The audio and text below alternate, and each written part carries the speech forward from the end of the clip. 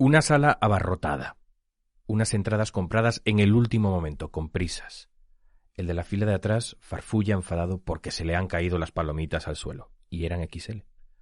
Otro espectador no encuentra la butaca, a una le suena el móvil justo antes de que empiece la película. Es un estreno. Hay expectación. El cine se prepara para reír, para llorar, para sentir al unísono, como si fuera una sola persona. ¿Es esto ya casi una película de ciencia ficción? El quinto párrafo, un podcast de Infolibre. Con Daniel Basteiro. Bienvenidas, bienvenidos al quinto párrafo, una conversación de Infolibre para quienes van más allá del titular.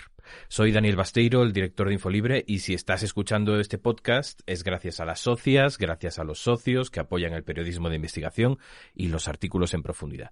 Sobre estos temas que no se agotan en un tuit, sobre cómo se investigan también, charlo más o menos cada semana con periodistas que los conocen muy a fondo. David Gallardo, periodista de Infolibre, encargado de cubrir temas de cultura. ¿Qué tal? ¿Cómo estás? Muy bien, encantado de estar aquí contigo. ¿Nos vamos al cine? Vámonos. Nos ponemos en situación con la ayuda de Samuel Martínez y luego comentamos. A veces hay que trucar la balanza para que la medida sea exacta. A veces hay que trucar la balanza para que la medida sea exacta, dice Julio Blanco, el personaje que interpreta Javier Bardem en El buen patrón, una película de Fernando León de Aranoa. A él, a Blanco, le funciona la estrategia en la peli, pero cuando los números son tan claros como los del cine español este año, no hay truco que valga. Es la peor taquilla del siglo. Sin embargo, los expertos del sector sí que ponen en la balanza las condiciones excepcionales producto de la pandemia y señalan que hay que valorar la tendencia positiva de los últimos meses. 39,1 millones de euros recaudados. Es una cifra dramática, pero la vacunación y la flexibilización de las medidas han permitido reabrir los cines y la vuelta a las pantallas de grandes estrenos los ha empezado a llenar de gente. La salud del cine en España depende, entre otras cosas, de que el virus deje de decantar tan drásticamente la balanza. Durante mucho tiempo, las salas de cine fueron objeto de fascinación, símbolo de progreso. ¿Qué decir del estatus que proporcionaba a un pueblo tener un cine, verdad? Ha sido refugio de enamorados incluso. David, ¿la pandemia puede acabar con las salas de cine tal y como las conocemos? Yo no lo creo. Las salas de cine, al final, como cualquier espacio cultural, son espacios de resistencia. Y es verdad que, bueno, nos pueden querer en casa, ¿no? Que decimos mucho, pidiendo comida, viendo películas y series que en realidad no queremos ver, comida que no queremos comer, escuchando música que nos da igual. Pero las salas de cine, como ir a un concierto o ir a ver el teatro, no puede morir porque es una actividad colectiva y al final el ser humano es comunicación. Es compartir ese rato con gente que no conoces, vale. Pero estás junto en un espacio y luego sales, lo comentas y has hecho algo totalmente diferente a estar en el salón de tu casa y has hecho algo porque quieres, además. No porque te lo haya dicho el teléfono, que parece que manda demasiado últimamente. Sin duda, en tu artículo dices que 2021 puede ser el peor año del siglo en recaudación para el cine español. ¿Cómo es posible que 2021 pueda ser igual o peor que 2020 cuando el año pasado estuvimos 3 meses encerrados en casa? Pues porque en 2020 hubo 2 meses y unos días en los que todo era normal. Nadie tenía miedo de hacer nada. Y la nueva normalidad, ¿no? Claro, es la vieja, que ahora no sabemos cómo va a ser la nueva. Confiamos en que 2022 sea como era 2019, pero eso ya lo tenemos que descubrir. La cuestión es que esos 2 meses fueron normales, de manera que eso funcionó muy bien. Luego hubo varios meses cerrados, efectivamente, y se abrió con un aforo muy limitado, con miedo. Pero cuando abrieron las salas en verano, en primavera, después del confinamiento, la gente tenía ganas de salir. Ahí pudo haber cierto empuje. Lo hubo, de salir de casa, con lo cual cualquier excusa era buena. Después eso se instaló ya, un temor de larga duración porque la pandemia no terminaba, y no ha terminado, y aquí seguimos todavía, y eso hace que 2021 haya ido a peor. Sí que es verdad que hubo meses que parecía que iba a ir un poco mejor, al final se ha quedado a medio camino, y en esas estamos viendo cómo acaba el año. Uh-huh. Leyendo en tu artículo me llama la atención que los productores, distribuidores con los que hablas creen que se puede volver a niveles prepandemia, ¿no? Que son de alguna manera optimistas, cuando quizá lo más fácil sería quejarse, ¿no? ¿En qué se basa ese optimismo? Pues yo creo que se basa en que no tienen otra opción. Uh-huh. O sea, solo queda, como decimos, solo queda remontar.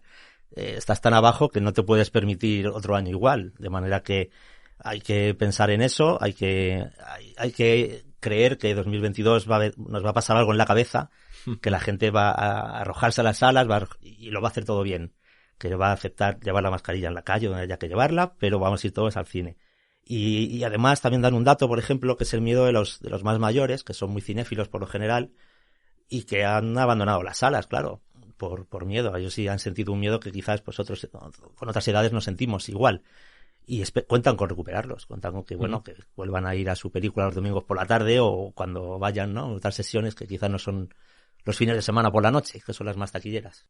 ¿Qué es ahora mismo, en números, un taquillazo para el cine español? ¿Cuánto recaudan las películas más exitosas? Pues es que mejor que hablar de números hay que hablar de nombre, ¿no? Porque un taquillazo en el cine español es Santiago Segura desde hace muchos años ya. Cualquier cosa que hace. Cualquier cosa. Este año, él solo ha recaudado 8,5 millones de euros, ¿no? Con A Todo Tren, Destino Asturias. Eso son 1,5 millones de personas en el cine, ¿no? De espectadores. Y un dato, fíjate, el año pasado con Padre no hay más que 1 o 2, lo hizo todavía mejor. 13 millones en taquilla y 2,5 millones de espectadores. Es decir, se lleva una parte de la tarta. Se la lleva siempre, ¿no? Y este año la segunda película es Way Down, ¿no? De Jaume Balagueró, que está en 5 millones. No es la mitad, ¿no? Pero bueno, está muy lejos, muy lejos. Y luego ya las siguientes están a más distancia. Por ejemplo, El Buen Patrón, que es una película, que además es la gran favorita para los Goya, ¿qué recauda? Pues 3,2 millones de euros lleva. Ha subido un poquito en la última semana, además, ha subido 100.000 euros. Uh-huh. Y está en algo más de 500.000 espectadores.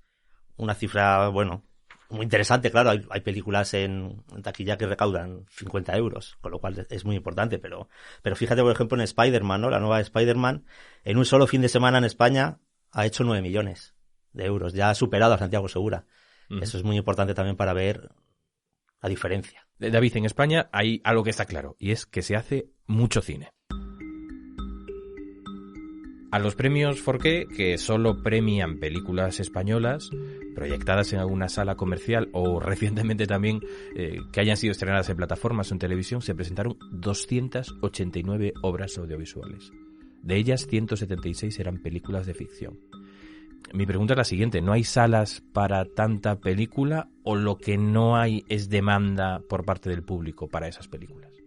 Pues pueden ser las dos cosas, pero hilando con lo que acabamos de decir, ¿no? De una producción de Hollywood que llega a España, por ejemplo, el cine español cuenta con un problema, es que la desigualdad en distribución, en número de copias que llegan a los cines y en promoción.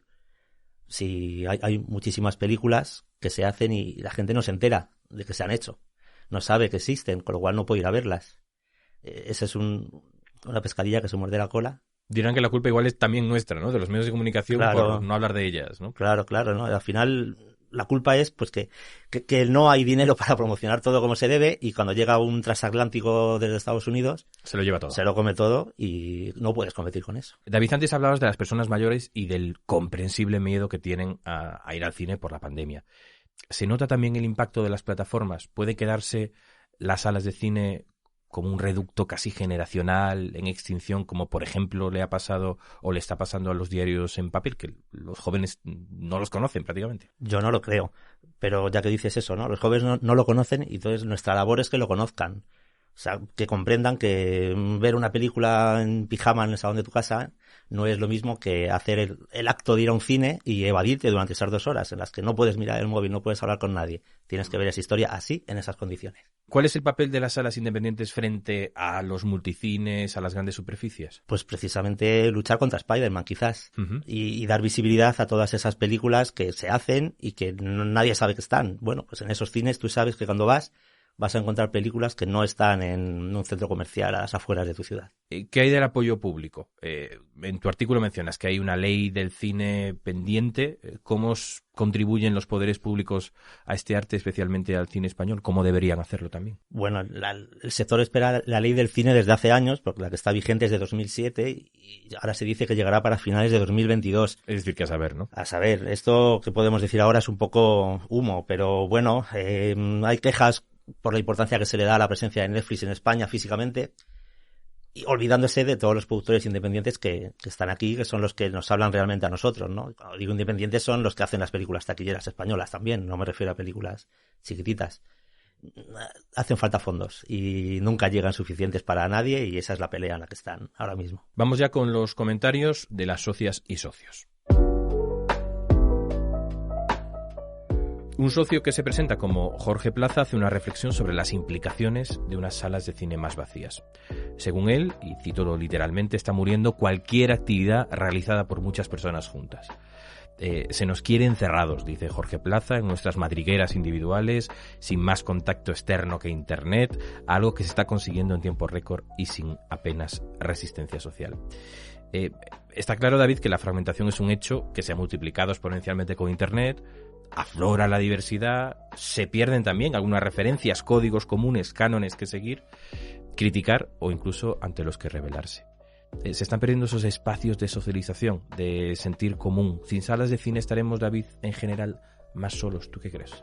Estaremos más solos, indudablemente. El cine tiene un problema y es que quizás la gente piensa que se puede piratear, ¿no? Cuando uno va a una obra de teatro, tiene a los actores delante, cuando uno va a un concierto, tiene a los músicos delante, y en eso el cine quizás tiene un problema. Por eso es importante, bueno, pues que enseñemos a los más chiquitillos que no se puede piratear en realidad, estar en un cine. Gracias, David. Gracias por ayudarnos a poner todos los elementos en la balanza y no en realidad en la de Julio Blanco, el buen patrón al que da vida a Javier Bardem, sino en la balanza de la información de calidad y llena de matices que hacemos, o al menos lo intentamos en Infolibre. Gracias. Esa es nuestra dedicación.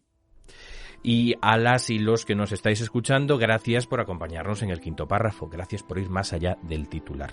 Si sois socias o socios, sabed que esto es gracias a vuestro apoyo. Y si no lo sois, os esperamos. Solo con vuestro compromiso podremos seguir trabajando en historias como esta. Hasta pronto. El quinto párrafo, un podcast producido por Taller de Ideas. Redacción Samuel Martínez. Producción y montaje Santiago Valiente. Infolibre. La información que recibes depende de ti.